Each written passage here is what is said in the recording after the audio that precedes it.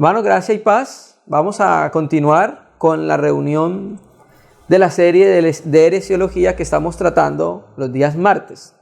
Hace 8 días nosotros estuvimos considerando las profecías fallidas de la organización religiosa sistemática que estamos tratando, que son los adventistas del séptimo día. Consideramos algunas profecías fallidas y empezamos a considerar lo relacionado con sus principales doctrinas. Entre las principales doctrinas estuvimos mirando nosotros lo relacionado con Shabbat o con el día del reposo. Y estuvimos considerando cómo Dios, por medio de la escritura a los hebreos, nos aclara a nosotros qué es el día del reposo. El día en que Dios reposó es en ese día que nosotros entramos.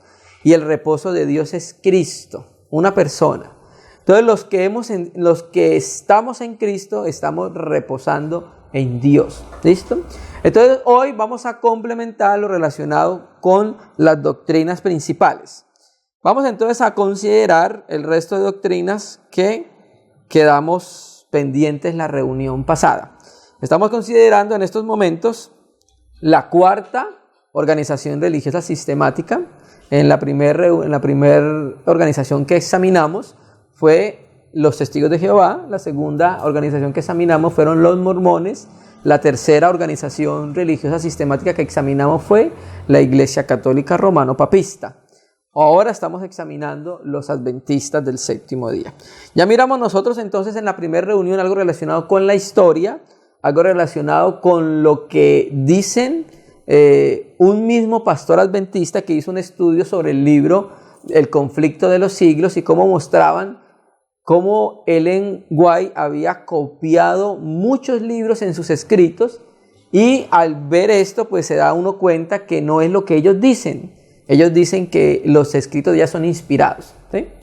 Y esa es la parte que nosotros no podemos compartir, porque lo único inspirado es las escrituras. Segunda Timoteo 3:15, toda la escritura es inspirada por Dios, teoneustas. O sea, lo único inspirado por Dios es la palabra de Dios, que tiene autoridad final. ¿Listo? Y estuvimos considerando también la reunión pasada lo relacionado con el espíritu de profecía, ¿sí? Y el espíritu de testimonio que ellos dicen que es aplicado a Ellen. Y estuvimos mirando cómo las escrituras muestran que es un don del Espíritu Santo que se da a la iglesia, no a una persona en un periodo de tiempo determinado. ¿Listo? Entonces vimos que aplicaban erróneamente ese texto a Ellen White. Vamos entonces a complementar la reunión de doctrinas principales y vamos a mirar hoy la creencia fundamental número 27. ¿Sí? Ellos tienen unos libros que se llaman las creencias fundamentales de los adventistas del séptimo día. Vamos a mirar esta creencia que ellos dicen. Entonces los adventistas creen que el reinado de Cristo es en el cielo y creen que el abismo es en la tierra. ¿Listo? Entonces vamos a considerar en parte, no todo, porque para considerar este solo aspecto tendríamos que tomarnos varias reuniones. Entonces vamos a considerarlo un poco rápido este tema. Dice la creencia fundamental número 27.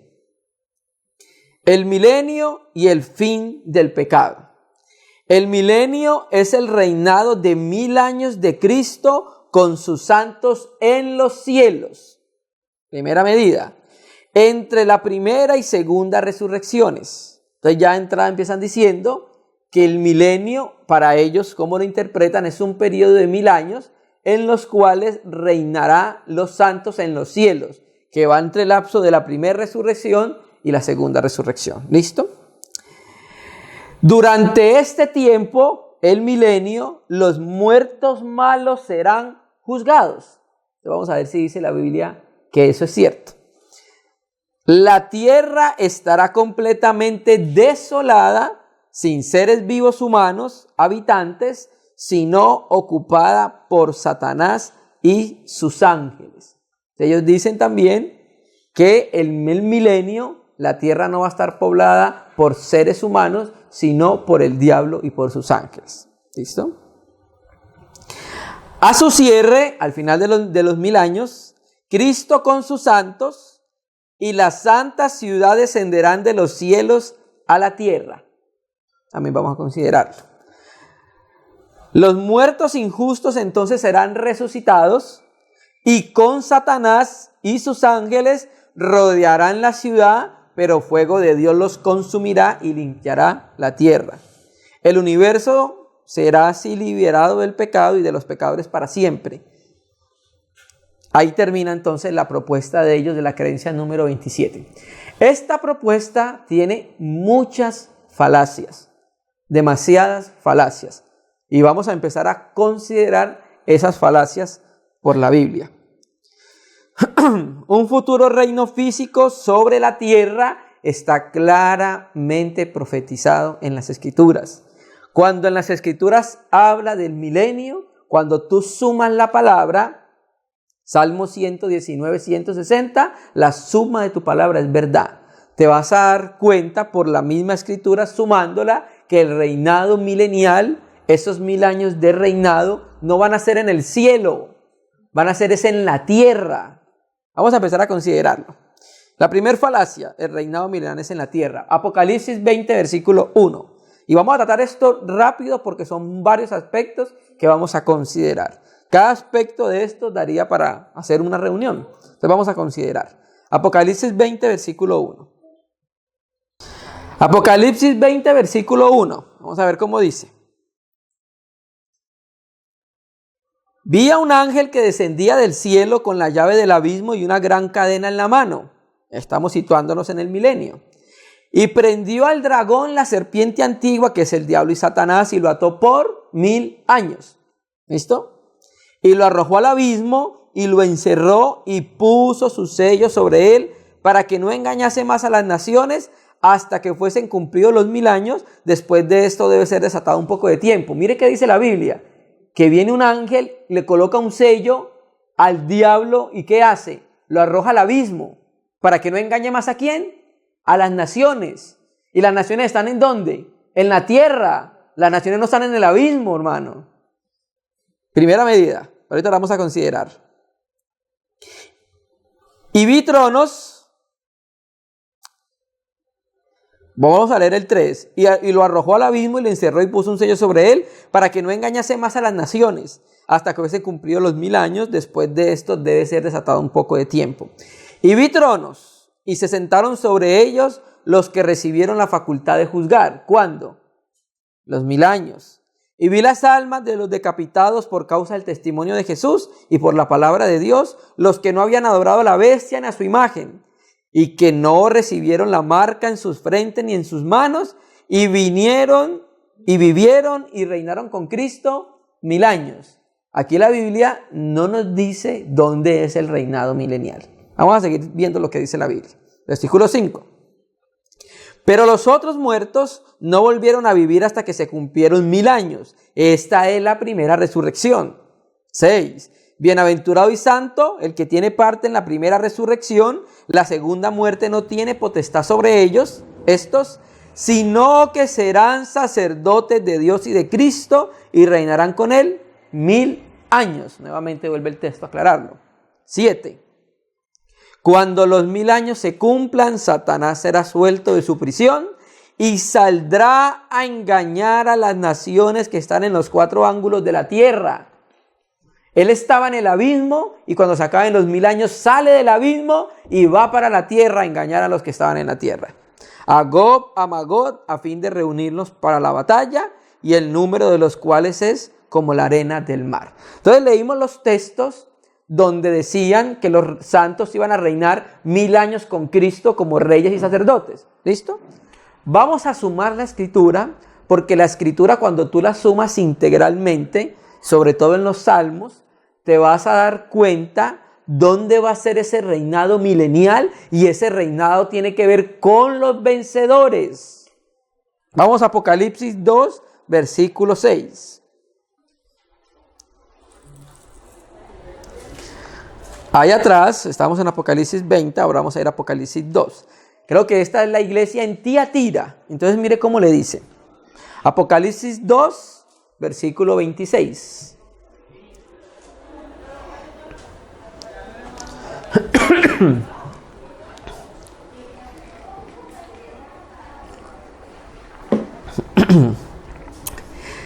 Apocalipsis 2, versículo 26. Al que venciere, a los vencedores, y guardare mis obras hasta el fin, yo le daré autoridad sobre las naciones. Y esa autoridad es el gobierno y el reinado de los santos con Cristo 1000 años. 27. Y la regirá con vara de hierro. Y serán quebradas, ¿cuáles? Las naciones, como vaso de alfarero, como yo también la he recibido de mi Padre. Entonces el Señor está dando una promesa a los vencedores en Tiatira, que los vencedores que venzan, el Señor le dará autoridad ¿sobre quién? Sobre las naciones. Y ahora nosotros vemos que la iglesia no tiene autoridad sobre las naciones, ¿cierto? Eso es una promesa que se va a cumplir en el milenio. ¿Cómo lo sabemos? Sumemos la palabra. Apocalipsis 5, versículo 9. Aquí está hablando los 4 seres vivientes, los ancianos, creo que son los ancianos. Apocalipsis 5, versículo 9. Entonces, estos seres vivientes cantaban un cántico nuevo y cantaban un nuevo cántico diciendo, mire qué decían en su cántico estos seres espirituales: digno eres de tomar el libro y de abrir sus sellos, porque tú fuiste inmolado y con tu sangre nos has redimido para Dios. Como siempre lo hemos dicho, ahí no es nos has redimido, porque los que están cantando son ¿quiénes? Los seres celestiales. Ellos no fueron redimidos. Ahí el griego antiguo dice, los has redimido para Dios, de todo linaje y lengua y pueblo y nación. Versículo 10. Y nos has, nuevamente no es nos, porque están hablando los seres vivientes. Los has. Y los has hecho para nuestro Dios, ¿qué? Reyes y sacerdotes. Y termina diciendo con este colofón, y reinaremos, nuevamente no es reinaremos, porque los que van a reinar son los reyes y sacerdotes, los hijos de Dios. Reinarán. ¿Sobre dónde? Sobre la tierra. Ese reinado que Dios le promete a los vencedores va a ser en la tierra en el milenio. ¿Sí? Entonces el milenio, el reinado de Cristo con sus santos, de acuerdo a los textos que leímos, de acuerdo a los textos mesiánicos en los salmos, habla de que el reinado es en la tierra. Los 1000 años donde Cristo traerá un gobierno justo que nunca lo ha habido. Porque eso lo dice Daniel también. Cuando estaba la estatua de todos los metales, dice que la estatua fue quebrada con una mano. Y dice que esa estatua cuando fue quebrada, eso que la quebró, esa piedra, se volvió un gran monte, ¿cierto? Desde Jerusalén donde empezará el reinado del Señor Jesucristo. Ahora, también hay más para hablar de esto, pero hoy no tenemos el tiempo. ¿Recuerdan la parábola de las minas? ¿Sí? Al que multiplicó las minas por 5 le dijo, sé sobre 5 ciudades. El reinado de Cristo es un reinado con gobierno, donde habrá gobernantes, príncipes, reyes, y nosotros estaremos reinando juntamente con Él en la tierra, porque mire lo que dice Apocalipsis 2:26, la regirás con vara de hierro. ¿Cómo vamos nosotros en el cielo a regir con vara de hierro? ¿A quién? Es en las naciones que van a entrar después del milenio, y vamos a ir más adelante. ¿Listo? Entonces ahí queda presentado por la Escritura que el reinado de 1000 años es en la tierra. Otro aspecto de la misma propuesta que hicieron ellos. Los muertos malos no resucitarán hasta después del milenio en el gran trono blanco. Entonces ellos decían, vamos a volver a leer lo que ellos decían, que durante el tiempo del milenio, durante ese tiempo los muertos malos serán juzgados. Durante ese tiempo los muertos malos serán juzgados. Mira, hermano, no es en el lapso del milenio donde los muertos malos serán juzgados. Eso no lo dice la Biblia. La Biblia dice que los muertos malos, a lo que se refieren ellos, van a ser juzgados es después del milenio. Y al final del milenio, y cuando acabe el milenio, va a suceder algo más. ¿Qué es eso más que va a suceder? No habrá cielo y no habrá tierra. Y es cuando se establecerá el trono blanco. Entonces, decir que los muertos malos van a ser juzgados en el lazo del milenio, es decir que el trono blanco se va a establecer durante el milenio. Y el trono blanco no se va a establecer durante el milenio. Los que gobiernan son los que salieron del tribunal de Cristo. Sí, claro. Porque paz fue que se ganaron. Ajá, las coronas, claro. Sí, sí. Entonces, los muertos malos van a ser juzgados cuando se acabe el milenio. No en el periodo del milenio, sino cuando se acabe y cuando dice la Escritura que ya no había cielo ni tierra y se estableció un trono blanco. Es ahí cuando van a ser juzgados. Vamos a leerlo. ¿En qué nos apoyamos? Apocalipsis 20, versículo 5. Esa es la segunda falacia de esa propuesta. Apocalipsis 25 dice: pero los otros muertos no volvieron a vivir hasta que se cumplieron los 1000 años. Esta es la primera resurrección. Ahora pasemos a Apocalipsis 20:11. Y vi un gran trono blanco y al que estaba sentado en él. Y mire lo que dice: de delante del cual huyeron la tierra y el cielo, y ningún lugar se encontró para ellos, y vi a los muertos grandes y pequeños de pie ante Dios. Esto es cuando ya pasó el milenio, esto es cuando se establece el trono blanco. Entonces no es en el periodo de los 1000 años. Tercera falacia que ellos dicen. Ellos dicen que el abismo es en la tierra donde estará Satanás con sus demonios, que la tierra estará deshabitada. Entonces, si el abismo es la tierra, mire esta pregunta, y Satanás está allí encadenado, recuerda lo que leímos en Apocalipsis 20, y no hay naciones en la tierra, cuando lo suelten del abismo, ¿a qué naciones va a engañar si la tierra en el milenio está poblada por el diablo y por sus demonios? ¿Se entienden la pregunta? La Escritura dice que el diablo está en el abismo con un sello. Los adventistas dicen que el abismo es la tierra, donde estará el diablo encerrado con sus demonios, ¿sí? Entonces la pregunta es, la que formulamos: si el abismo es la tierra y si Satanás está allí encadenado y no hay naciones en la tierra, cuando lo suelten del abismo, ¿a qué naciones va a engañar si la tierra en el milenio estaba poblada por el diablo y por sus demonios? ¿Va a engañar a sus demonios mismos? Ahora, aquí hay un problema hermenéutico, que no se ha tenido en cuenta las demás escrituras para interpretar qué es el abismo. En las escrituras, al menos en Reina y Valera 60, aparecen más o menos unas 35 referencias a la palabra abismo. Y cuando tú haces un examen juicioso sin interpretación ni presuposiciones, cuando llegas al texto, siempre ves que el abismo habla relacionado con aguas. ¿Sí? Entonces, el abismo no es la tierra.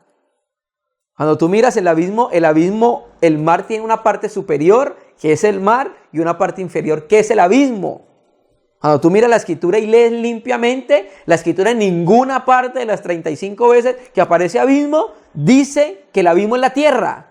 Siempre relaciona el abismo con lo profundo del mar. Entonces creo que la falacia interpretativa está relacionada con no tener el contexto de lo que es abismo en la Biblia. Cuarta falacia. En el milenio el diablo no va a estar en la tierra. Los que van a estar en la tierra son las naciones. Sobre esas naciones es que reinarán los vencedores. Apocalipsis 25:31. No lo vamos a leer todo Mateo 25:31. No lo vamos a leer todo, Mateo 25:31, que habla de las naciones, pero lo vamos a resumir. Vamos a leer solamente los 2 primeros textos.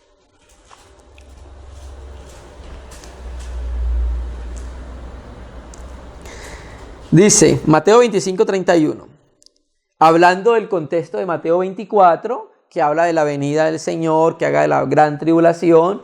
Luego empieza a hablar del siervo, quién es el siervo fiel y prudente. Luego pasa a la parábola de las vírgenes, que es en relación con el milenio, la resurrección. Luego pasa a la parábola de los talentos, hasta que llega al 25:31. Cuando el Hijo del Hombre, ¿quién es el Hijo del Hombre? El Señor Jesucristo. Venga en su gloria, y todos los santos ángeles con él, la venida del Señor, entonces se sentará en su trono de gloria. 32. Y serán reunidas delante de él todas las naciones, y apartará los unos de los otros, como aparta el pastor de las ovejas de los cabritos. Entonces ahí vamos a resumir a los de la izquierda, los cabritos, primero a los de la derecha, les dice, venid benditos de mi Padre, y heredad el reino preparado para vosotros. ¿Sí? Esas naciones pasan al milenio. A los otros se les dice, por cuanto tuve sed y no me diste de beber, por cuanto tuve hambre y no me diste de comer, estuve desnudo y no me vestiste, malditos preparados para el fuego eterno. Arrojarlos al fuego eterno preparado para el diablo y sus ángeles. ¿Sí? Entonces ahí vemos los dos tipos de naciones que van a pasar al milenio. El Señor no va a reinar en la tierra con el diablo. Una de las cosas que hizo el Señor en su ministerio fue algo que nos muestra el milenio. Es que cuando el Señor Jesucristo se manifestó en los días de su carne, Él hizo algo bien particular, y era que expulsaba demonios. Eso es algo bien particular que tú no lo encuentras en las escrituras del Antiguo Testamento. Como ya lo hemos dicho, solo encuentras una sombra, y es con David. Cuando David tocaba el arpa, que Saúl tenía un espíritu inmundo, el espíritu se iba. Pero era una figura de lo que iba a ser el rey de Israel. Y eso sucedió cuando Cristo vino. Y esa particularidad la tuvo Él. Él expulsaba demonios. Eso mostraba que en el milenio no iba a haber demonios en la tierra. Cuando el Señor venga en las nubes con sus santos ángeles, y primero se establece el tribunal de Cristo, y luego se establezca el tribunal a las naciones, el juicio a las naciones, entonces las naciones van a entrar, y los vencedores, recuerda Apocalipsis 2:26, al que venciere, ¿cierto?, le dará autoridad sobre las naciones. ¿Cuáles naciones? Las que el Señor está juzgando acá en Mateo 25, que entran. Les dice, venid benditos de mi Padre. Entonces no es el diablo ni sus ángeles que van a estar en la tierra en el milenio. Otra quinta falacia argumentativa de ellos. Ellos dicen, a su cierre, Cristo con sus santos y la santa ciudad descenderán de los cielos a la tierra. No es así. ¿Por qué? Ellos dicen a su cierre, al cierre del milenio. ¿Cuándo va a bajar la santa ciudad de Dios a la tierra? Vamos a leer. Apocalipsis 21:1.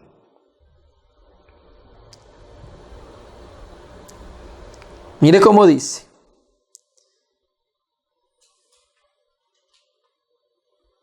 Entonces la propuesta de ellos es, a su cierre, al cierre del milenio, Cristo con sus santos y la santa ciudad descenderán de los cielos a la tierra, y los muertos injustos serán entonces resucitados, y con Satanás y sus ángeles rodearán la ciudad, pero fuego de Dios los consumirá y limpiará la tierra. Bueno, vamos a ver qué dice la Biblia. Apocalipsis 21:1. Y vi un cielo nuevo y una tierra nueva. Entonces lo que vamos a hablar es en el contexto del cielo nuevo y la tierra nueva. Porque el primer cielo y la primera tierra pasaron, y el mar ya no existía más. Y yo, Juan, vi la santa ciudad, la nueva Jerusalén, descendiendo del cielo de Dios, dispuesta como una esposa ataviada para su marido. Pregunta, ¿la ciudad santa desciende al final de milenio o en el nuevo cielo y en la nueva tierra? En lo que acabamos de leer, la santa ciudad desciende es en el nuevo cielo y en la nueva tierra. ¿Cuándo es eso? Después que hayan pasado los 1000 años. Después que se haya establecido el juicio del trono blanco, entonces ahí ya se hace un cielo nuevo y una tierra nueva. Es ahí cuando desciende la santa ciudad de Jerusalén. No es al final del milenio. Al final del milenio, cuando acabe el milenio, viene otro suceso, que es que el tribunal del trono blanco. Y antes del tribunal del trono blanco, después del milenio, ya no hay cielo y tierra. ¿Sí? Tiene que desaparecer el cielo y la tierra, luego tiene que establecerse el trono blanco, y luego tiene que establecerse los nuevos cielos y la nueva tierra para que la santa ciudad, la nueva Jerusalén, se coloque y descienda al cielo nuevo y la tierra nueva. Además, la santa ciudad y la nueva Jerusalén somos todos los redimidos, según Hebreos 12:23. ¿Listo?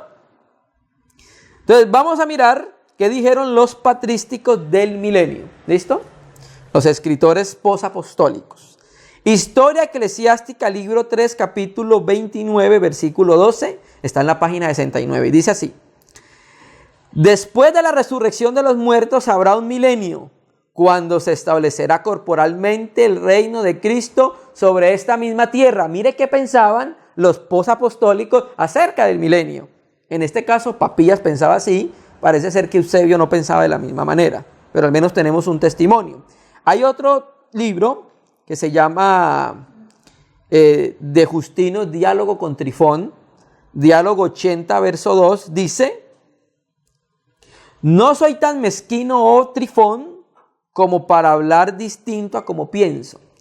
Por otro lado, te he dicho que muchos, incluso entre los cristianos de mente pura y religiosa, no aceptan esta doctrina. Yo, junto con los cristianos de total ortodoxia, sabemos que habrá resurrección de la carne y los 1000 años en la Jerusalén reedificada, renovada y ampliada, como lo dicen los profetas Ezequiel, Isaías y los demás. ¿Listo? Entonces tenemos el testimonio de la Escritura y también el testimonio de algunos patrísticos donde muestran que el milenio sí va a ser en la tierra.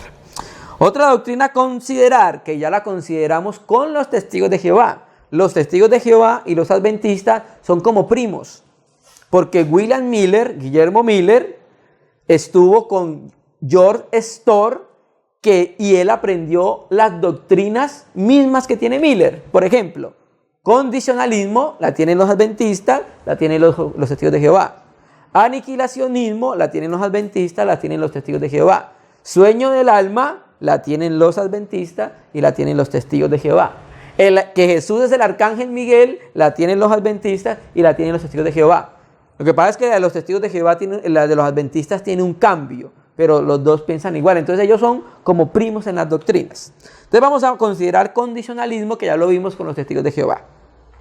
Ellos dicen en su libro Preguntas sobre Doctrina, página 25 y 74 en PDF, dice 4. Que el hombre fue dotado en la creación de inmortalidad condicional. No creemos que el hombre tenga inmortalidad innata ni un alma inmortal. ¿Listo? Miren, hermanos, al yo hacer esta propuesta, estoy diciendo que cuando Dios creó al hombre, lo creó no para que viviera siempre, sino hasta un cierto grado. Ahora, tenemos que entender algo. Todo lo que Dios hace, lo hace en luz. Y no lo hace con rastros de tinieblas ni de muerte. ¿Sí? Entonces vamos a empezar a considerar. Condicionalismo y aniquilacionismo. George Storr lo aprendió de Henry Greer. ¿Recuerda que estuvimos hablando? Y Storr era adventista y estuvo con William Miller y luego se separó de él. Henry Greer rechazó la Trinidad, creyó en la doctrina del condicionalismo, la no inmortalidad del alma, el no infierno de tormento literal, que es el aniquilacionismo. Vamos a ver qué dice Irving Robertson en su libro ¿Qué creen las sectas de la Casa Bautista? Página 77. Condicionalismo. Enseña que el hombre fue creado con un alma viviente con el potencial para la inmortalidad. Hay otra cosa. Al hablar del condicionalismo, entonces no conocemos qué es la muerte. Enseña que el hombre fue creado con un alma viviente con el potencial para la inmortalidad. Al sostener así la enseñanza de la inmortalidad condicional, se enseña así que la condición de todos los hombres después de la muerte es de inconsciencia o sueño del alma. Que ese sueño del alma también lo tienen los testigos y los adventistas. Y al final los injustos a la aniquilación. Entonces nosotros dijimos en la reunión con los testigos que el condicionalismo empezó a predicarse con Arnovio de Sica, una ciudad de África en el siglo IV. Él decía así: el alma material inmortal consigue la inmortalidad por la gracia de Dios y por sus méritos. Los condenados van siendo aniquilados lentamente por las llamas del infierno. Eso aparece en un libro de él que se llama Apología contra los Paganos, libro 2, capítulo 32 y 61, y en las columnas 860 y 908. Después de Arnovio, ninguno de los patrísticos de importancia significativa endorsó la doctrina. Tertuliano, Ambrosio, Crisóstomo y Agustín, que eran africanos, enseñaron claramente la doctrina del estado consciente después de la muerte y del castigo eterno.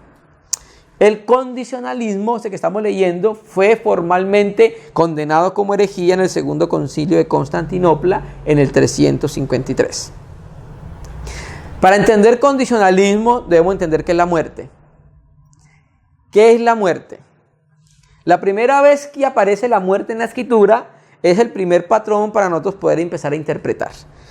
La muerte aparece por primera vez con Adán y Eva, efectivamente. Ellos murieron, pero siguieron viviendo, ¿cierto?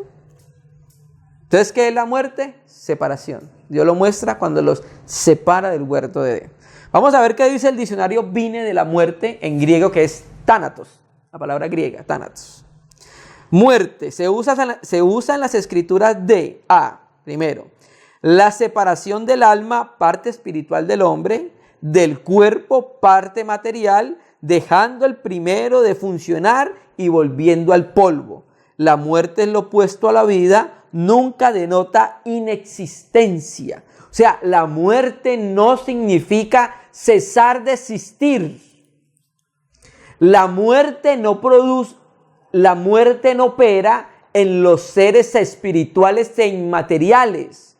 ¿Qué es la muerte? La muerte solo se puede dar en las personas o en los seres de carne y hueso.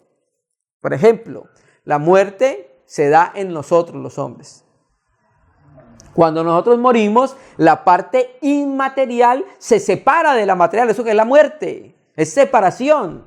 La parte inmaterial no muere porque es abstracta, es inmaterial. Precisamente en ella no opera la muerte. En los animales, que son seres de carne y hueso, en ellos opera la muerte porque tienen carne y hueso. Para que Dios pudiese morir, ¿qué pasó? Tuvo que despojarse de su gloria y hacerse carne y huesos para poder morir. Entonces la muerte ocurre en nosotros, hay una separación. Ahora, en los seres espirituales, como son los ángeles, no ocurre la muerte como ocurre en nosotros.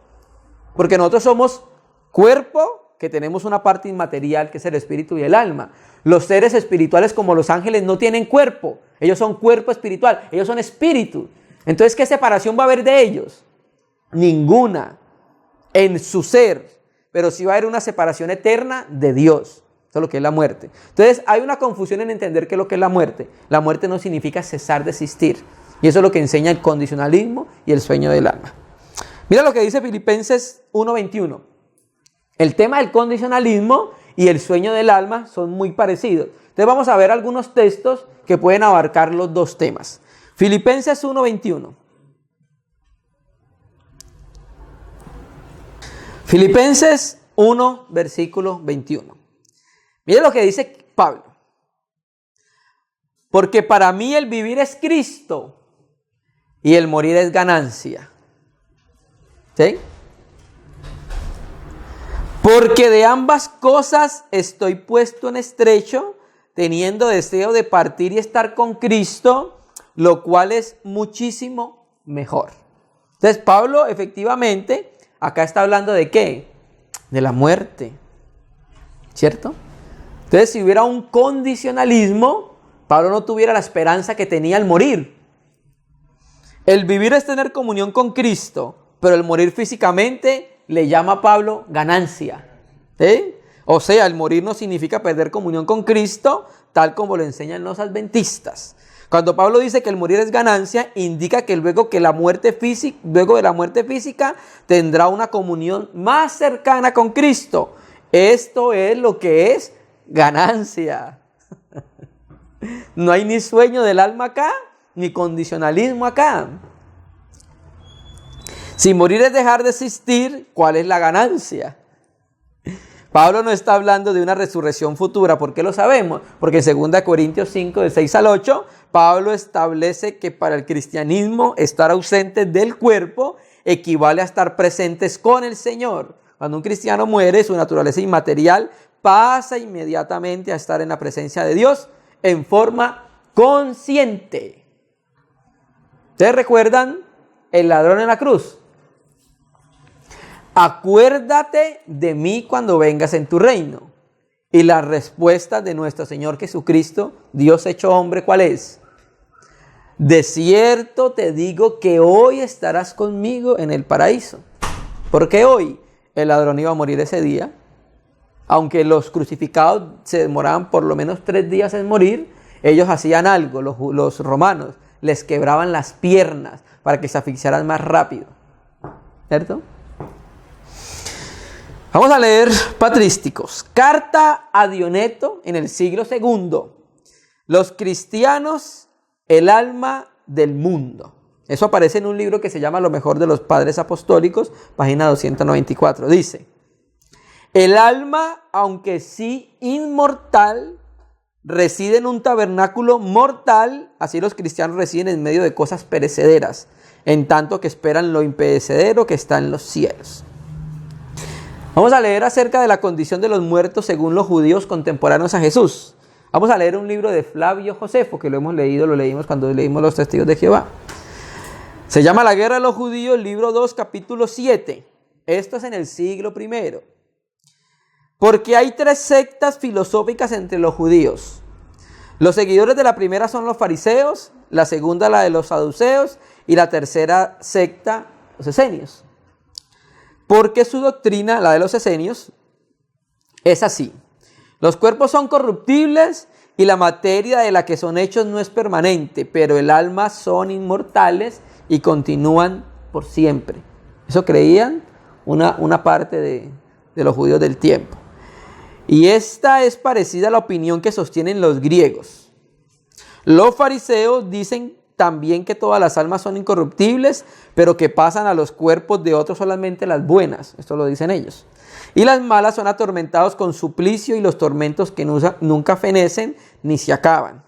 La segunda orden es la de los saduceos. Niegan la inmortalidad del alma y cualquier retribución o tormento en el Hades. O sea, piensan parecido a los testigos de los adventistas. Otra doctrina que es muy parecida, que es el sueño del alma o la inconsciencia después de la muerte. Los adventistas del séptimo día, al igual que los testigos de Jehová, enseñan que cuando el creyente muere, su alma duerme hasta el día de la resurrección. Algunos creen que cesamos completamente de existir. Hermano, lo que duerme no es el alma, sino el cuerpo. Ahora, ellos basan su interpretación en Eclesiastés, capítulo 9, versículos 5, 6 y el 10. Ahora, viene algo, hermano. Cuando tú miras el Nuevo Testamento, tú ves que el Nuevo Testamento interpreta el Antiguo Testamento. Voy a poner un ejemplo. Cuando Mateo habla y dice, para que se cumpliese lo escrito en el profeta tal. Y también Pablo tiene revelaciones del Antiguo Testamento. Por ejemplo, en Génesis 1:3 dice, y dijo Dios sea la luz, y fue la luz. Pablo en 2 Corintios 4 tiene una revelación de que es esa luz. Porque Dios que dijo que de las tinieblas resplandeciese la luz, es el que ha resplandecido. O sea, Pablo está teniendo revelación. Y si seguimos más adelante en Hebreos, por ejemplo, el libro de los Hebreos, capítulo 8 y 9, el escritor a los Hebreos habla del tabernáculo y dice, y dando el Espíritu Santo a entender con esto que, o sea, el Espíritu Santo, el escritor a los Hebreos entendió lo que el Espíritu Santo estaba mostrando en el Antiguo Testamento. Entonces, ¿qué pasa con los adventistas y los testigos? Están tratando de interpretar con Eclesiastés 9, 5, capítulo 9, versículos 5 y 6 y 10, el Nuevo Testamento. Y eso no es un principio de interpretación legítimo, porque el Nuevo Testamento es el que interpreta el Antiguo Testamento. No queremos decir que no es palabra de Dios, sí, pero el Nuevo Testamento la confirma y la revela. Entonces ellos se basan solamente en Eclesiastés 9 para decir que el alma es inconsciente después de la muerte. ¿Listo? Creencias adventistas del séptimo día, página 395. Y en la PDF es 390. Creencia 390 dice, en el sepulcro hay una absoluta inconsciencia, por cuanto la muerte es un sueño. Los muertos quedan en estado de inconsciencia en el sepulcro hasta la resurrección, cuando el sepulcro Hades entregue los muertos. ¿Sí? Esa es la propuesta de ellos. Muy parecida a los testigos de Jehová. Utilizan esos textos para mostrar una inconsciencia después de la muerte, que son Eclesiastés 9, 5, 6 y versículo 10. Estos textos se refieren a los asuntos de esta vida. ¿Cómo lo sabemos? Porque en el capítulo 9, 5 dice que se refiere a todo lo que se hace debajo del sol, a un estado de inconsciencia en el más allá. También lo aclara el versículo 6. Hay un libro de Eugenio Dayas que leímos cuando estuvimos viendo los testigos de Jehová, respuestas bíblicas y doctrinales a los testigos de Jehová. Vamos a leer la página 157. Dice: dormir en el Señor se aplica al cuerpo y no a la parte espiritual consciente de nuestro ser. Lo demuestra el caso de Esteban, en donde al lado de la frase durmió en el Señor, oímos al propio mártir exclamar: Señor Jesús, recibe mi espíritu. Estas palabras prueban que lo que duerme no es el espíritu, sino el cuerpo. Vamos a Apocalipsis 9, versículo 6.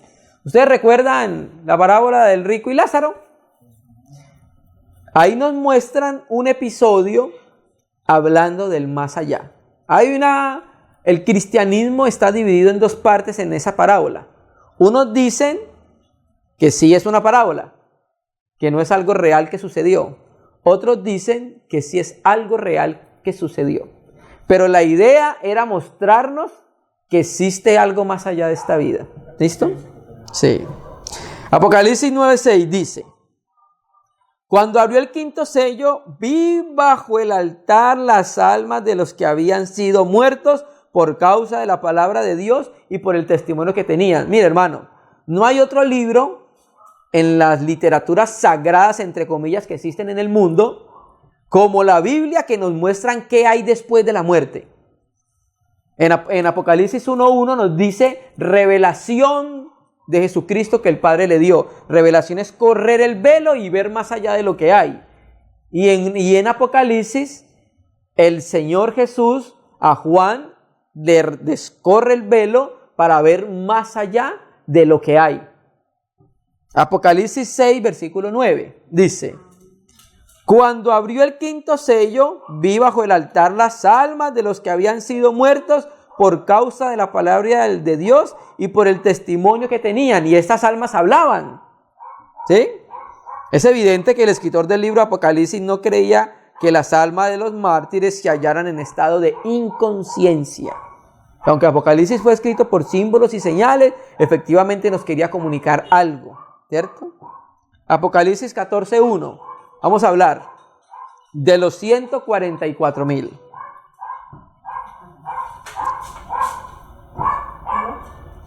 Apocalipsis 14, versículo 1 dice: después de esto, he aquí el Cordero estaba en pie sobre el monte de Sión y con él 144,000. ¿Recuerdan cuáles 144,000? Los del capítulo 7. Que tenían el nombre de él y de su Padre escrito en la frente. Y estos 144,000 que tenían escrito el nombre de su Padre y de él en la frente, cantaban un cántico nuevo delante del trono. ¿Dónde es el trono? En los cielos. ¿Y delante de quién? Los 4 seres vivientes. ¿Dónde es esto? En los cielos. Eso no es en la tierra. Esto que estamos leyendo es un suceso en los cielos. ¿Y delante de quién más cantaban el cántico los 144,000? Y de los ancianos. ¿Cuáles? Los 24 ancianos, los tronos. O sea, esto es una escena celestial. No es una escena terrenal. Y nadie podría aprender el cántico sino aquellos 144,000 que fueron, ¿qué? Redimidos de entre los hombres de la tierra. O sea, ellos aparecen ya en el cielo porque aquí en la tierra fueron redimidos. Y en el cielo aparecen siguiendo al Cordero. Delante del trono cantaban un cántico. Si es un estado de inconsciencia, ¿por qué están cantando? Delante del trono de los seres vivientes y de los ancianos que son seres espirituales. Esto no es una parábola. Es bien claro dónde es la posición en que están ellos. Vamos a leer Acta de los Mártires. Mártires del siglo II, página 312-316. Solamente un aspecto. Martirio de Justino en el 165 después de Cristo. Amenazóles con la muerte el prefecto y dirigiéndose a Justino le preguntó: ¿supones que si fueses azotado y vuestras cabezas cortadas, ¿subirías al cielo para ser recompensados? Justino le contestó, no lo supongo, lo sé, y estoy plenamente convencido de ello. Y efectivamente los prisioneros, después de ser azotados, se les condujo al suplicio donde murieron, glorificando a Dios. Sus cuerpos fueron recogidos secretamente y sepultados con honor. Historia Eclesiástica, libro 4, capítulo 15, página 239, martirio de Policarpo. Exclamó Policarpo, te bendigo por haberme dignado conducirme hasta este día y hasta esta hora para que tome parte con el consorcio de los mártires y en el cáliz de tu Cristo, en la resurrección de la vida eterna, tanto del alma como del cuerpo, en la incorrupción del Espíritu Santo, entre los cuales te ruego sea yo recibido hoy en tu presencia, como sacrificio agradable y acepto. O sea, el concepto de los primeros cristianos posapostólicos, Policarpo es posapostólico después de Juan, era de que si ellos morían iban a la presencia inmediata de Dios. Otra doctrina, ya miramos condicionalismo y sueño del alma, que son muy parecidos. Ahora la que se desprende de ahí es aniquilacionismo. Pregunta sobre doctrina, página 25 y en el PDF 74 dice: 5. Que los malvados serán castigados con sufrimiento y una destrucción completa en el lago de fuego. No creemos en un infierno que está ardiendo eternamente, en que las almas sean atormentadas sin fin. No creen lo que dice la Biblia. Así es sencillo. Al igual que los testigos de Jehová enseñan que los inconversos, el diablo y sus ángeles, serán aniquilados en el infierno, serán aniquilados, y que el infierno es temporario. De esta forma niegan la doctrina bíblica del castigo eterno en el infierno para aquellos que rechazan la salvación de Cristo. Vamos a ver qué dice la Biblia. Apocalipsis 19:20. Estos mismos aspectos los tratamos ya cuando vimos los testigos de Jehová, porque son primos en doctrina. Y así digan que no, son primos en doctrina. Porque no hay ninguna rama del cristianismo que tengan doctrinas tan parecidas como ellos dos. Muy parecidas. Porque no existe, salvo algo parecido con los mormones, que habla acerca de que Gabriel era Noé. Que el ángel Gabriel era Noé. ¿Recuerdan cuando vimos los mormones? Bueno, es lo único parecido, pero los más parecidos son los adventistas y los testigos en esos aspectos. Apocalipsis 19:20. Y la bestia fue apresada, y con ella el falso profeta, que había hecho delante de ella señales con las cuales había engañado a los que recibieron la marca de la bestia y habían adorado su imagen. Estos dos, ¿quiénes son estos dos? La bestia y el falso profeta, fueron lanzados vivos dentro de un lago que arde con azufre y fuego. ¿Listo? Vamos a sumarle Apocalipsis 20:10. Aquí solamente nos dice que fueron lanzados a un lago que arde con azufre y fuego. Fueron lanzados vivos. Esto se parece mucho, ustedes recuerdan la rebelión de Coré, Datán y Abirán. Fueron vivos, abrió la tierra y se fueron vivos para el Seol. Entonces sumemos. Apocalipsis 20:10. Y el diablo que los engañaba fue lanzado en el lago de fuego y azufre, a donde fue echado también la bestia y el falso profeta. Y mire qué es lo que dice. Donde estaban la bestia y el falso profeta. Se van a hacer compañía. Los tres allá, ¿cierto? Pero mire cómo dice. Y serán atormentados, ¿cuánto? Día y noche por los siglos de los siglos. Hermano, y la palabra griega aionas, aionos, significa eso, lo que quiere decir. Siglos de los siglos. Entonces, cuando ellos dicen que no creen en un castigo de tormento eterno, entran directamente a contradecir la palabra de Dios. Porque la palabra de Dios dice que el falso profeta, que la bestia y que el diablo serán atormentados aionos, aionos. Y esa palabra no tiene otra traducción más que como está traducido ahí, por los siglos de los siglos. Entonces, cuando yo digo que no creo en el castigo eterno, voy contra las palabras de nuestro Señor Jesucristo, abiertamente. ¿Por qué voy entonces abiertamente contra las palabras de Él? Porque efectivamente casi siempre estas organizaciones siguen al pie de la letra lo que entendieron sus fundadores. Y como eso lo entendieron sus fundadores, tienen que seguir firmes, aferrados a eso, no importa que vayan en contra de la Biblia. Eso es lo que nosotros no estamos de acuerdo. Otro texto, Daniel 12:2.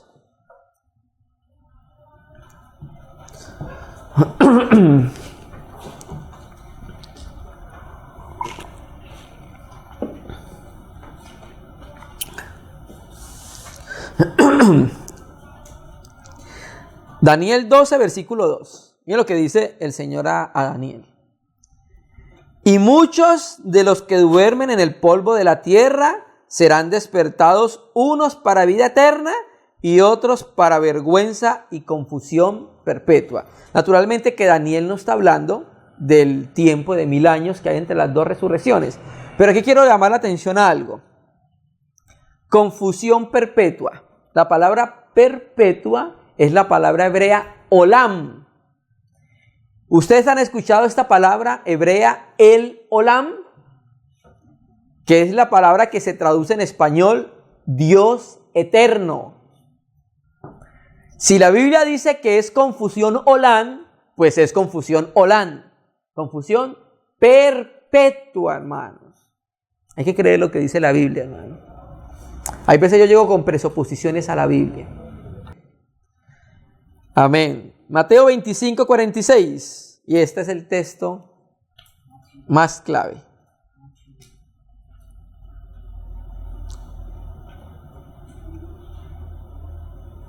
Mateo 25:46. Este está en el contexto de las naciones. Estos son los cabritos, ¿sí?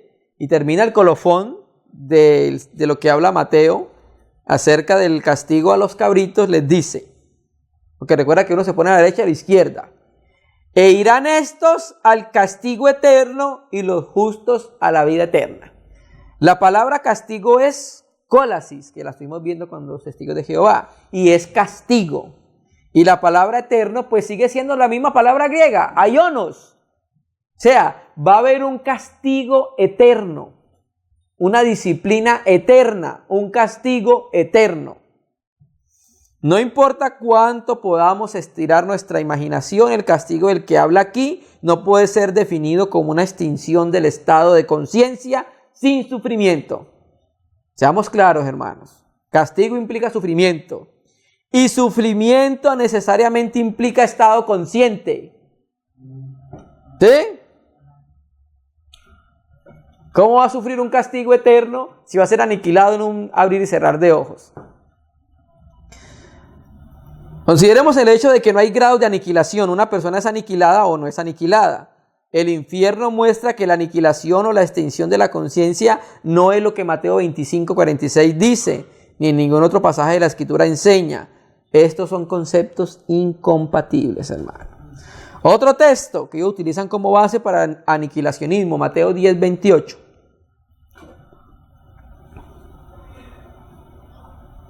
Ya vamos terminando, hermanos. Mateo 10, versículo 28. Esto lo conocemos todos, ¿cierto?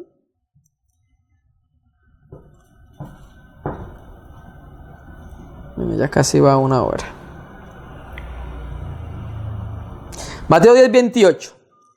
Y no temáis a los que matan el cuerpo, mas el alma no pueden matar. Ya de entrada nosotros, este texto desmiente el aniquilacionismo. Porque mira lo que está diciendo ahí, el alma no pueden matar. Temed más bien al que puede destruir el alma y el cuerpo en el infierno. Entonces vamos a entrar a considerar. La palabra griega para destruir el verbo es apolumi. Vamos a ver qué nos dice Vine, el diccionario Vine acerca de apolumi. Forma intensificada de olumi. Significa destruir totalmente, en voz media perecer. La idea que comunica no es de la extinción, sino de la ruina. No del ser, sino del bienestar. Esto queda claro basado en el uso que se le da, como por ejemplo el de la rotura de los cueros de vino. La oveja perdida, esto es perdida para el pastor, lo que es metáfora de la destrucción espiritual. El hijo perdido del oro, en 1 Pedro 1:7, y las 10 monedas de dracma. en Lucas 15:8. Quiero leer ese texto, Lucas 15:8, hermano. Vamos a leer, para que entendamos más o menos de qué está relacionado Apolumi. Lucas 15, versículo 8.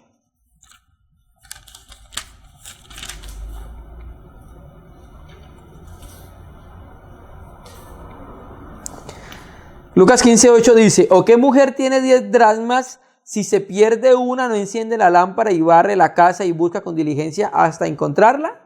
¿Sí ves? Entonces, en el concepto ahí de perder no es de destruirse el dracma, sino que se le ha perdido, pero la va a encontrar. Estos textos demuestran que Apolumi no implica necesariamente aniquilación. El contexto de muerte o destrucción del alma de la que se habla allí no es una aniquilación, sino un estado de muerte espiritual definitiva. Entonces vamos a sumarlo. Vamos a leer el mismo texto, pero de Nácar Colunga, Mateo 10:28. No tengáis miedo a los que matan el cuerpo, que el alma no puede matarla. Temed más bien a aquel que puede perder el alma y el cuerpo en la gehenna. Acá no dice ya destruir, sino perder. ¿Sí? Y asuma tu palabra es verdad, Lucas 12, versículo 4. Vamos a ver el texto paralelo de Lucas de Mateo 10:28, que es el que nos aclara qué significa destruir o perder. Lucas 12:4 dice: Mas os digo, amigos míos, no temáis a los que matan el cuerpo, después nada pueden hacer. Pero os enseñaré a quién deben temer. Temed a aquel que después de haber quitado la vida, tiene poder de echar en el infierno. Sí, os digo, a este temed. Esto es lo que significa destruir el alma en Mateo 10:28. ¿Qué significa? Echarlo en el infierno. Eso es lo que significa perder el alma, no destrucción. Orígenes dice: entre los principios universalmente aceptados por la iglesia en su tiempo, uno de ellos era la inmortalidad del alma, la vida eterna y el castigo en el fuego. Quiero leer el libro de Orígenes, una parte que se llama Sobre los principios. Eso aparece en el prefacio del libro Lo mejor de los padres apostólicos, página 57, el alma y su libertad.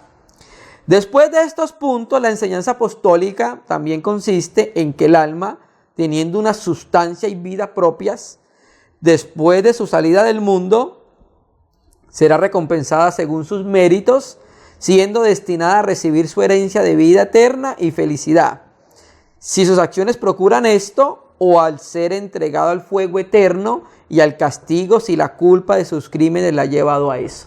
Mira lo que pensaban los patrísticos. Otro. Historia Eclesiástica, libro 4, capítulo 15, verso 23, de cómo sufrió Policarpo el martirio, página 228.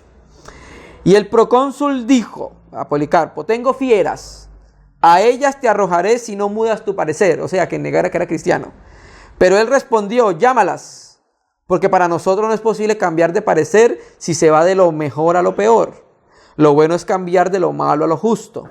E insistió el procónsul: como no te arrepientas, haré que el fuego te domine si desprecias las fieras. Policarpo dijo: ¿amenazas con un fuego que arde algún tiempo, mas al cabo de poco se apaga? Y es que ignoras el fuego del juicio futuro y del castigo eterno reservado para los impíos. Pero ¿por qué tardas? Trae lo que quiera. Policarpo vivió en el 69 al 155. Entonces él creía en un castigo de fuego eterno, literalmente. Vamos a considerar otro aspecto ya. Hacemos a otro aspecto. ¿Enseñan los adventistas que Jesús es el arcángel Miguel? Sí. Los adventistas comparten esta creencia con los testigos de Jehová. Los adventistas se aferran con mucho fervor, a la creencia que Jesús es el arcángel Miguel. La única diferencia con los testigos es que los testigos no creen que Jesús es Dios.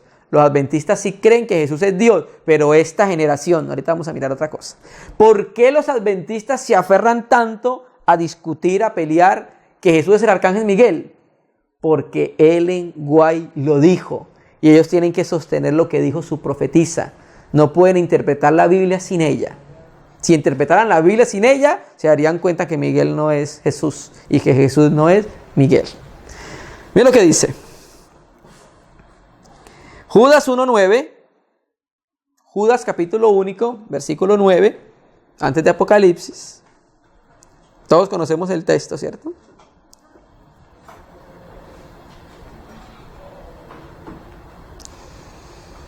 Dice: pero cuando el arcángel Miguel contendía con el diablo, disputando con él por el cuerpo de Moisés, no se atrevió a proferir juicio de maldición contra él, sino que dijo: el Señor te reprenda. ¿Listo? Entonces vamos a ver qué dice la señora White de ese texto, cómo lo interpreta en su libro, El deseado de las naciones. En PDF es el 502. Dice: Moisés pasó bajo el dominio de la muerte, pero no permaneció en la tumba. Cristo mismo le devolvió la vida. Satanás el tentador había pretendido el cuerpo de Moisés por causa de su pecado, pero Cristo el Salvador lo sacó del sepulcro. O sea, aquí ella está relacionando a Cristo con Miguel. Judas 9, coloca entre paréntesis. Vamos a leer primeros escritos, página 164, que es más claro. Moisés pasó por la muerte, pero Miguel bajó y le dio vida antes de que su cuerpo viese la corrupción.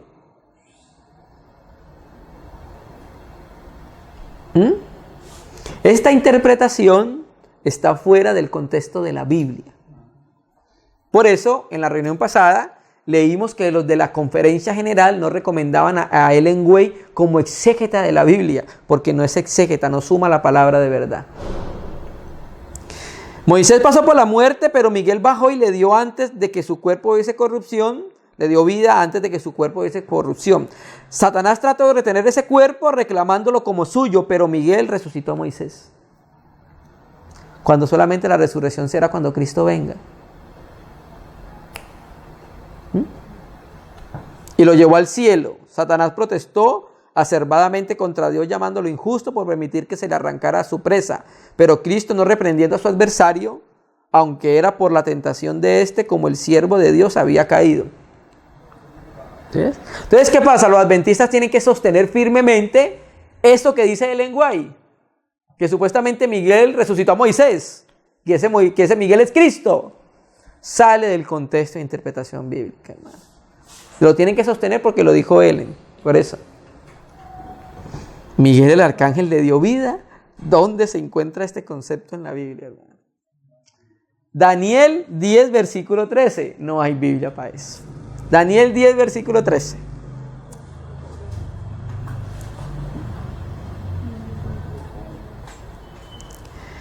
Daniel 10, versículo 13. Y lo mismo pasa con la interpretación de la purificación del santuario. No son exegéticamente correctos. No hay Biblia para eso. Después lo vamos a mirar. Daniel 10:13. Mas el príncipe del reino de Persia se me opuso durante 21 días. Es Gabriel. Pero he aquí Miguel, uno de los principales príncipes, vino para ayudarme y quedé allí con los reyes de Persia. Bueno, vamos a algo. Cuando tú entiendes quién es Jesús, Jesús es el Hijo del Dios, el Cristo, el Hijo del Dios viviente. Tú entiendes que Jesús es Dios, estaba en el seno del Padre, salió del seno del Padre. Tú entiendes que Dios no es creado, Dios no tiene principio ni final. ¿Listo? Ese es nuestro Señor Jesucristo, el Señor de la iglesia, ¿cierto?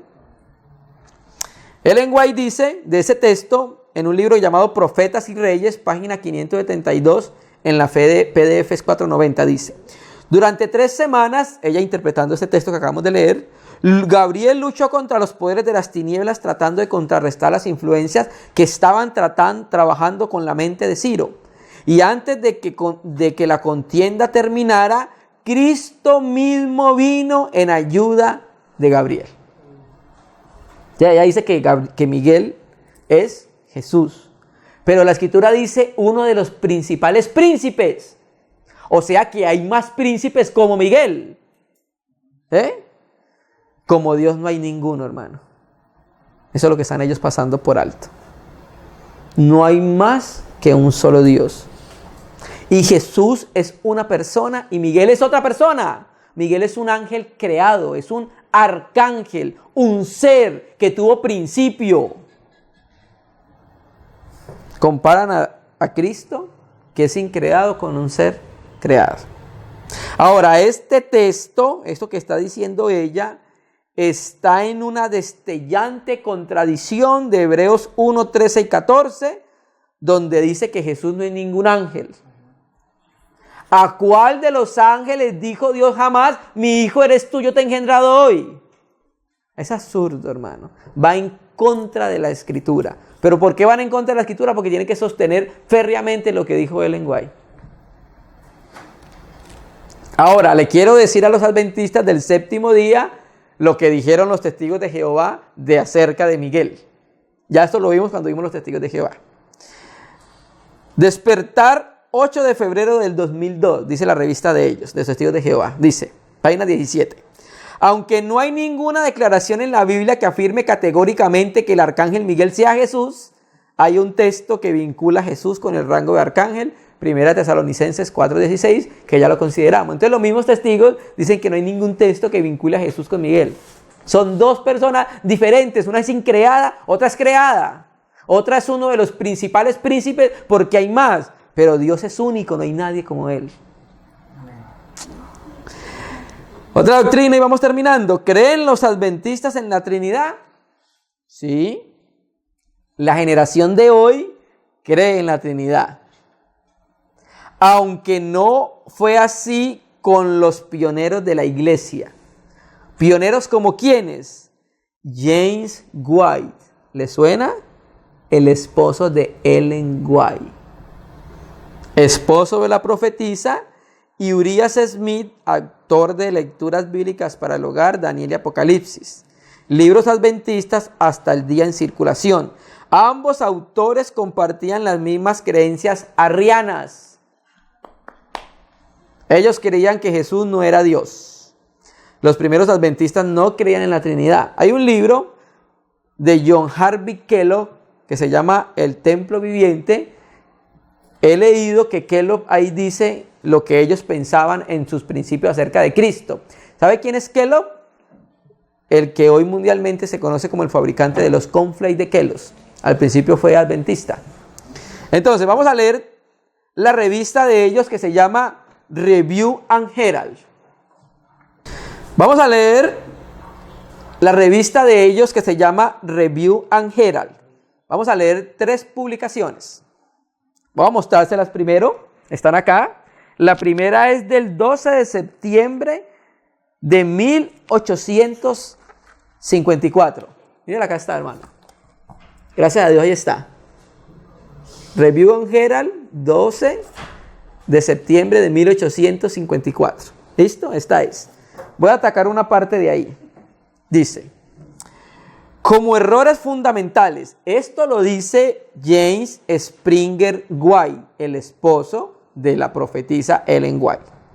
Como errores fundamentales podríamos clasificar junto al falso día de reposo otros errores que los protestantes han traído de la Iglesia Católica, como son el bautismo por aspersión, la Trinidad, la inmortalidad del alma, el infierno eterno. La masa de creyentes, quienes sostienen estos errores fundamentales, lo hacen sin duda ignorantemente, pero pueden estos errores ser llevados por la Iglesia de Cristo hasta que las escenas finales del juicio estén sobre el mundo? Pensamos que no. Sigue diciendo James Springer White en la revista Review and Herald. Esta es 29 de noviembre de 1877. Acá está.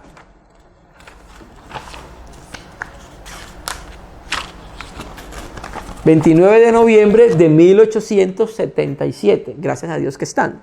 ¿Listo? Dice él acá, el mismo esposo de la profetisa. Pablo afirma del Hijo de Dios que tenía la forma de Dios y que era igual a Dios, el cual siendo en forma de Dios no estima un ser igual a Dios como cosa que aferrarse. Filipenses 2:6. La inexplicable Trinidad que hace de la deidad 3 en 1 y 1 en 3 es lo suficientemente mala, pero el unitarianismo extremo que hace a Cristo inferior al Padre es aún peor. Dios dijo a un inferior, hagamos al hombre a nuestra imagen.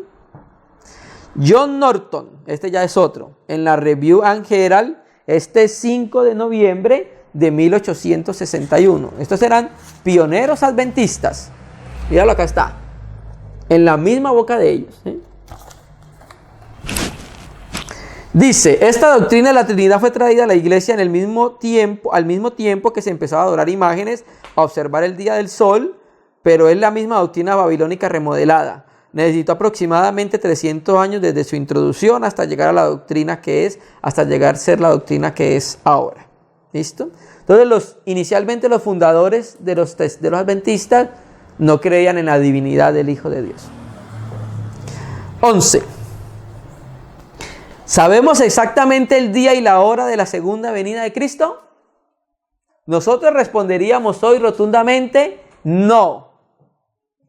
Pero la señora Ellen White respondería, sí. Vamos a ver. Un libro que se llama Una palabra a la manada pequeña, página 14, escrita en 1847, y también está en Primeros Escritos, página 15, 34 y 205. Mire lo que dice ella, la visión que tuvo. Así como Dios me ha mostrado esta santa visión.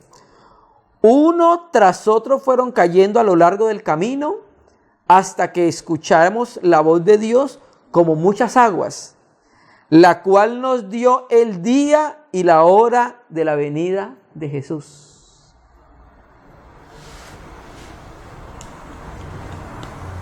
Los santos vivos, 144,000 en número, conocieron y entendieron la voz, mientras que los impíos pensaron que fuese un trueno y un terremoto. Cuando Dios nos dio el tiempo, Él derramó sobre nosotros el Espíritu Santo. ¿Listo? Ahora, ¿qué dice la Biblia? Vamos a ver qué dice la Biblia. Mateo 24, 36.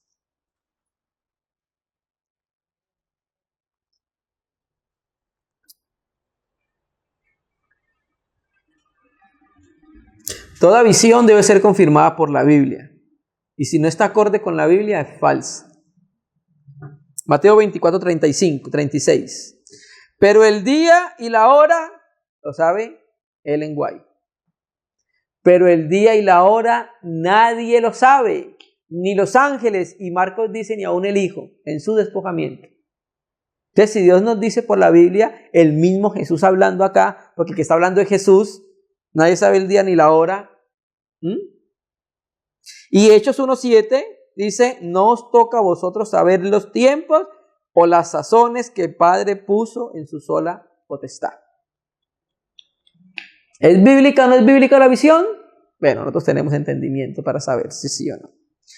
Otro aspecto, ya vamos terminando. ¿Puedo decir legítimamente soy salvo ahora por la gracia de Cristo?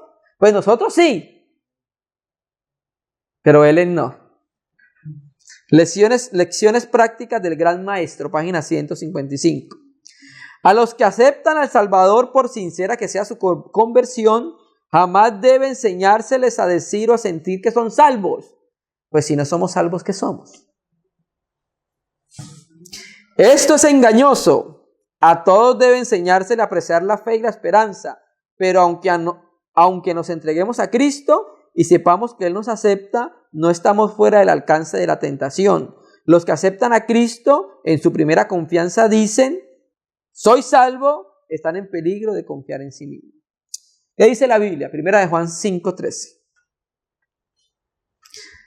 Vamos a ver si la Biblia está de acuerdo con lo que dice Ellen. Si nosotros podemos tener seguridad de nuestra salvación. Primera de Juan 5, versículo 13.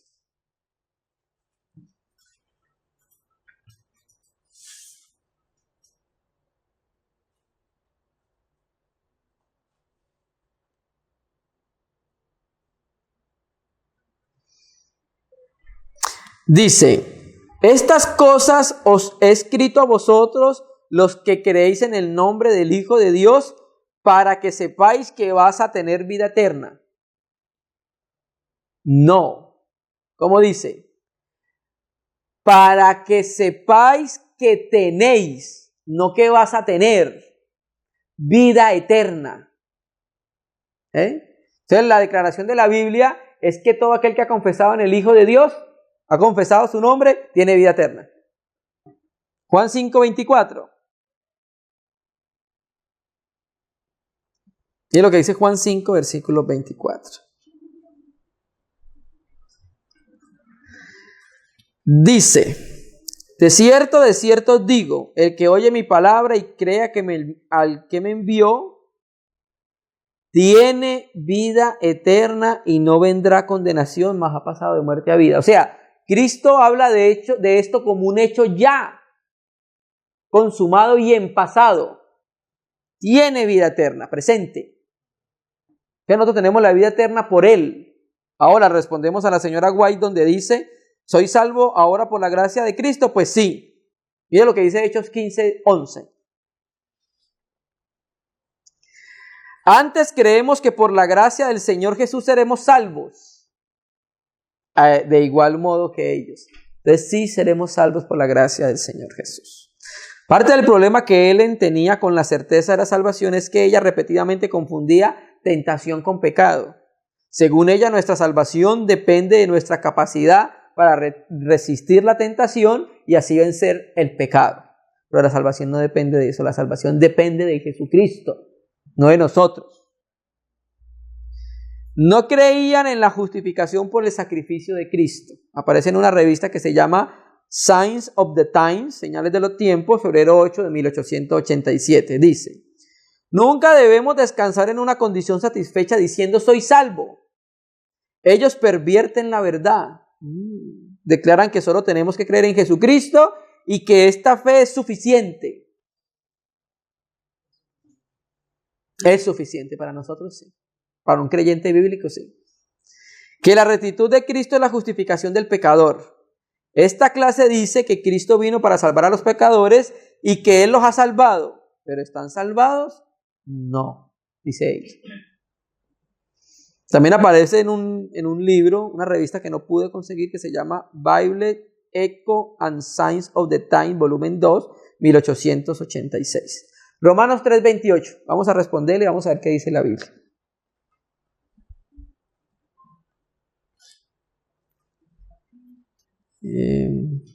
Hechos 13:38. Romanos 3:28. Romanos 3:28.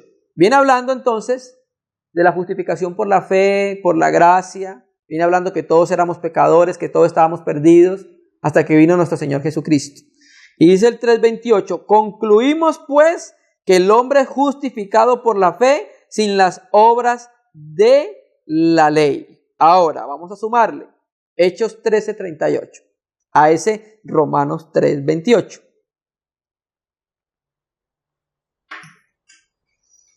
Ella dice que no podíamos ser justificados por el sacrificio de Cristo. Entonces vamos a ver qué dice la Biblia. Hechos 13:38. Primero leímos que somos justificados por la fe sin obras, sin las obras de la ley. Ahora 13:38 dice, sabed pues esto, varones hermanos, que por medio de Él, de Jesucristo, se os anuncia perdón de pecados, y que de todo aquello que por la ley de Moisés no pudiese ser justificado, en Él es justificado todo aquel que cree. ¿Quién?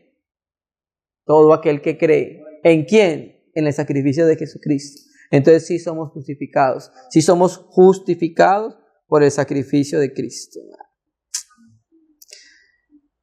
Penúltimo punto. Ellen White dijo, presta atención, predijo que el último engaño de Satanás sería anular sus testimonios.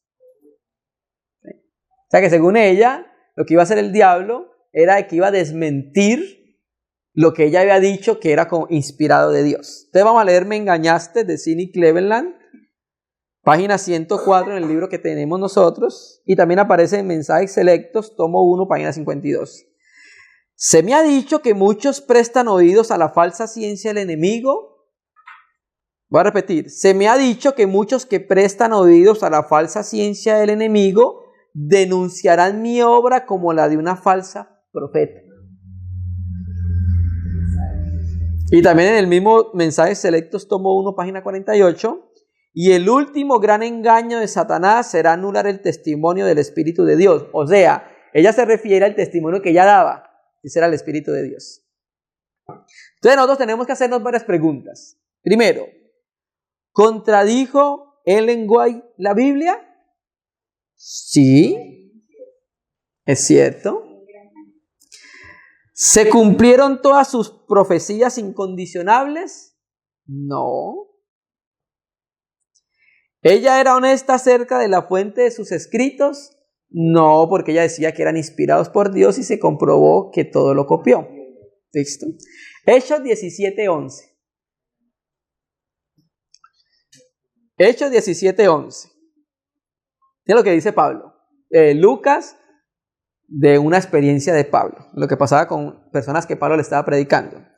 Y estos eran los de Berea, eran más nobles que los que estaban en Tesalónica, pues recibieron la palabra con toda solicitud, escudriñando cada día las escrituras para ver si estas cosas eran así. Bajo la inspiración del Espíritu Santo, Pablo, en este caso Lucas, no acusó a la gente de hacer la obra de Satanás simplemente porque fueron a sus Biblias para autenticar sus enseñanzas. Sin embargo, él acusa a los modernos cristianos que siguen el ejemplo de los bereanos de estar haciendo la obra de Satanás. Es lo normal y es lo bíblico de que cuando hay un hermano enseñando, nosotros por las escrituras comprobemos si eso es cierto. Entonces a nosotros no nos pueden acusar de hacer la obra del diablo por colocar en la lupa a la señora Ellen White y a cualquier otra persona que se haya levantado como profeta. Tenemos toda la obligación por el Espíritu Santo, que nos dice en Primera de Juan, probar los espíritus. Los profetas hablen 2 o 3 y los demás juzguen. ¿Cierto? Examinar las profecías. Entonces, eso es lo bíblico. Lo antibíblico es no hacerlo. En Apocalipsis a la primera iglesia se le dice en Éfeso, has probado lo que dicen ser apóstoles y yo lo has hallado mentiroso. Entonces lo que estamos probando hoy si es cierto todo lo que ella dijo de sí misma y lo que los adventistas dicen de ella. Y para terminar, vamos a leer el libro de Sidney Cleveland, Me engañaste, página 28. Para mirar esta Biblia, esta es solamente la portada, se llama The Clear Word, la palabra clara. ¿Sí? Esa es una de las muchas presentaciones que hay. Hay una en negra y una en azul. La Biblia de la palabra clara, aunque no está sancionadamente por los adventistas del séptimo día, se vende sin embargo por todo Norteamérica en las librerías oficiales, Adventist Book Center, y los laicos la consideran autorizada. Esta es una Biblia que utilizaron algunos adventistas del séptimo día porque fue traducida por un adventista del séptimo día, aunque los adventistas dicen que no es una Biblia oficial de ellos, y es verdad, no es una Biblia oficial de ellos, pero algún adventista tradujo y en su traducción introdujo los pensamientos de Ellen. Y para muchos adventistas eso fue lo último. Jack Blanco reescribió la Biblia entera, añadió las palabras y los pensamientos de Ellen White directamente a los versículos sin ninguna nota al pie absoluto y la llamó la Biblia de la palabra clara. La Review and Herald Publishing Association informó que este fue su libro más vendido en 1995 y no es de extrañarse porque es la primera Biblia en la historia que concuerda con Ellen White. La Biblia de la palabra clara es una carnicería tan fragante de la palabra de Dios que hasta algunos laicos y eruditos adventistas están horrorizados de que algunos hermanos y algunas hermanas de la iglesia hayan podido producir tal desfiguramiento. Bill Johnson, editor de la Review, advirtió: Blanco inyecta en los textos sus propias interpretaciones. A veces añade, a veces borra, a veces hace comentarios basados en los escritos de Ellen White. A veces simplemente le da un sesgo al texto para hacerle decir lo que él quiere que diga. En ningún sentido puede la Biblia, la palabra clara, considerarse una traducción exacta de las Escrituras. En la misma Review, el erudito del griego Sakae Kubo escribió: temo encontrar que esta versión sea revisada por una de las publicaciones eruditas. El peligro muy obvio y serio es el de que nuestro propio pueblo se confunda en cuanto a lo que la Biblia dice realmente. Esto aparece en Adventist Revival, abril de 1995, página 14 y 15. En esta traducción, traducen como ellos quieren interpretar Daniel 8:14, donde habla acerca de la purificación del santuario. Entonces volvemos a decirlo, aunque la Biblia, los adventistas del séptimo día, ellos dicen que no está sancionado oficialmente como una Biblia de parte de ellos, fue hecha por un adventista y muchos adventistas la han tenido, ¿sí? Y en esa traducción pues insertan los pensamientos de Ellen White, ¿listo? Para que concuerde con lo que ella piensa. Entonces hoy consideramos la segunda parte de doctrinas principales de los adventistas. Vimos que son primos de los testigos de Jehová. Muchas de las doctrinas de ellos son muy parecidas y se contrastan con lo que hace la Biblia. Siempre nuestra intención con eso, ¿cierto?, es que algunas personas que están en estos lugares puedan acercarse a palpar un poco más a Cristo y le den más importancia a Cristo que cualquier otro profeta.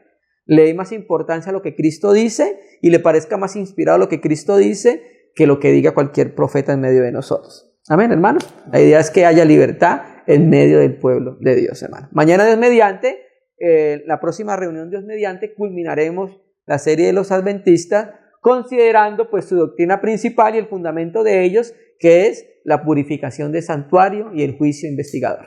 Amén. Vamos a orar al Señor, hermanos.